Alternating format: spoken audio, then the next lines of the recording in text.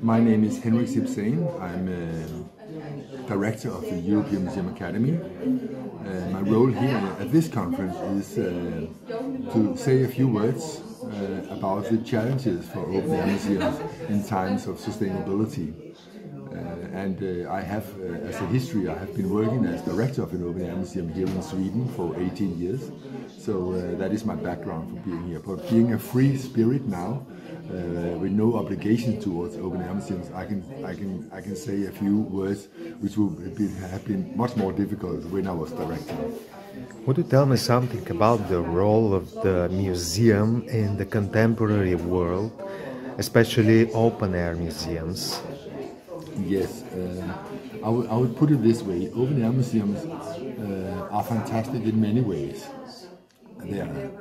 But the most important probably is that they can reach the masses. Lots of people are coming to open-air museums. You don't need to have a higher education. You can come as you are, and everybody can feel welcome. That is why we have so many families with children coming to open-air museums. With that as a, should we say, as a very good basis, then the open-air museums can should we say, influence people with knowledge and good behavior. And of course, today the big challenges are in Europe about migration, about climate change, about threats towards democracy, and other issues. But for at least these three issues, of course, open-air museums can show that things have always been changing. Yes, for example, always been immigrants. It was not always better before, climate-wise. People did their best. They were closer to nature, but they were not working really in harmony with nature. That is a lie. But we can learn from the past and use it for the future. And of course, about democracy, well, open-air museums can show that it has always been a struggle to get democracy and to keep democracy. So I think that open-air museums can really do something valuable here for people. Yesterday you had the presentation in front of the participants of the conference.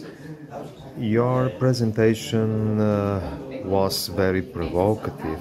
Why? Because I think that I left as director 3 years ago, and I can feel today that I can look back and look also at my colleagues today and see that maybe we have been a little naive in open-air museums, and thinking that it is very romantic to go to an open-air museum, looking at all these wonderful old houses and agriculture, rural society, etc. People in nice costumes, and it's always a good spirit and a good atmosphere in open-air museum. But the past was not romantic. The past was hard work and short lives.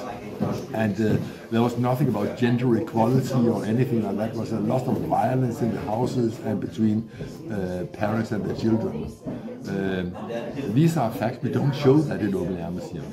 Well, if you think about that, then you can look a little more critical to the open-air museum and see, well, maybe there are a few things we should think about. I don't say that we should fight with one another in open-air museums, not at all. I just say that we have a challenge there. If we are to be trustworthy in the future, then we need to be made more critical, maybe more correct in what we are presenting, and doing it in smart ways. But I think it is possible. But of course, it will take an effort, but also a mental effort in museum employees to think a little different. Okay, if you have a chance for choice, when you want to live, in our days or in the past which is presented in the museum. That's very easy to answer because it is romantic and wonderful in the open air museum. So I would absolutely want to live in the past. But I would say that what we show in the open air museum is a romantic image of the past, which is not true. So it is partly true, but not all the way true. So of course I would like to live today. I need clean. I like clean water and clean air, etc. So and of course we have a longer and more healthy life today than we in previous generations, and I hope that will continue. But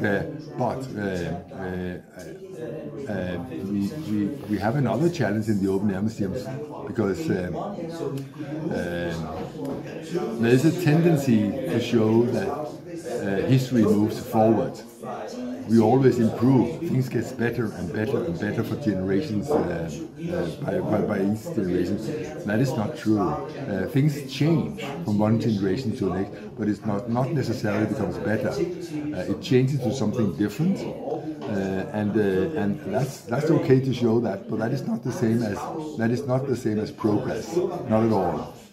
Is it important to be a big museum, a museum with a large territory, to have influence in the international organizations, cultural organizations?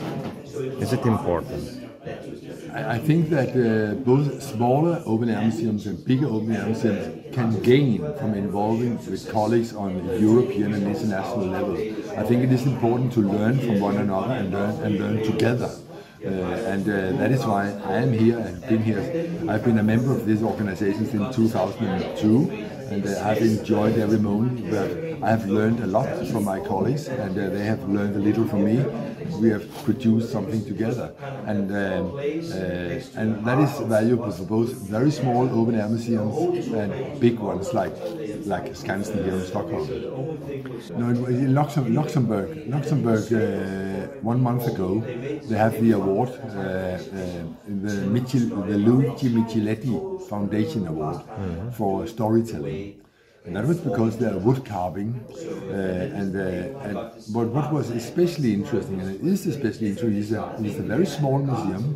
It's totally private, and that is the main point. It is community based, so the whole small community is engaged in this wonderful little museum, and everybody is doing something for the museum, and the museum is giving something back: identity, pride. But also, should we say, taking care of one another, as of each other. Everybody are included. Of course, we know, because this has been the story in many museums during the last century, and we know that after the first generation it becomes much harder to continue. We know that, but it is so beautiful, so wonderful when we see it. And here was a wonderful example in Bosnia-Herzegovina, so we wanted to award that. Thank you very much for the interview. It was a pleasure for me.